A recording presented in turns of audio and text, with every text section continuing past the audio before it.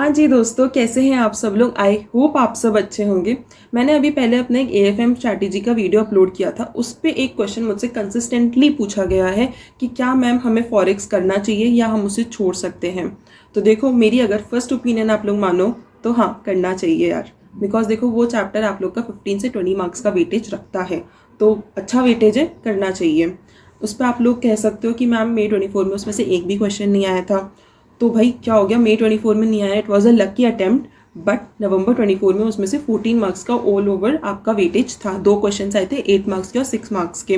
तो आपका 14 मार्क्स का उसका वेटेज November 24 के अटेम्प्ट में था और अच्छे क्वेश्चन आए थे। तो मेरा कहना तो यही है कि उसे आप लोगों को कवर करना चाहिए।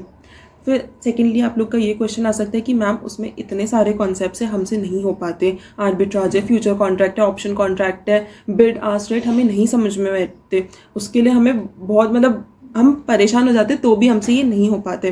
तो आप लोगों को भी कौन कह रहा है कि आप लोग पूरा का पूरा चैप्टर कवर करो। देखो, जितना आप लोगों से हो जाए, जितने कॉन्सेप्ट्स आपको समझ में आते हो उतना कर लो। ज़रूरी थोड़ी कि आप उसे पूरा का पूरा ही कवर करो। ऐसा हो सकता है ना कि एग्जाम में वो वहाँ से क्वेश्चन आ गया, जो पोर्शन आपने अच्छे से कवर किया हो, तो आप लोग के लिए तो बिंग होएगी, वहीं से क्वेश्चन आ गया। और अगर बाय चांस वहाँ से क्वेश्चन आ गया जहाँ से आपने उसे करा हुआ नहीं है, तो ऐसा तो नहीं है ना कि पूरा ही नहीं आता होगा, कुछ पोर्शन तो आप लोग का आता होगा। फॉर सपोज 8 मार्क्स का भी अगर क्वेश्चन आता है, तो उसमें से अगर आपको 4 मार्क्स का, 3 मार्क्स का भी सही अगर आपको क्वेश्चन आता होगा, उतना भी आप सॉल्व करके मार्क्स गेन कर पाते हो, तो वो मार्क्स आप लोग के लिए बोनस मार्क्स हैं। तो मेरा कहना तो यही है कि ठीक है, पूरा मत करो, बट जितना पोर्शन कर सकते हो, जितना ईजी लगता हो, उतना पोर्शन तो आपको कवर करना ही चाहिए। देखो, रिवीजन आप एक तरीके से और कर सकते हो। अगर आप पार्ट रिवीजन भी कर रहे हो, पूरी तरीके से आप चैप्टर को कवर नहीं कर रहे हो, कि आप किसी टीचर के रिवीजन वीडियोस को कंसिडर कर लो। जिस टीचर के रिवीजन वीडियोस आपके दिमाग में घुसते हो, जिससे आपके कॉन्सेप्ट्स क्लियर होते हो, उस टीचर के रिवीजन वीडियोस आप देख सकते हो as per your own convenience. ठीक है।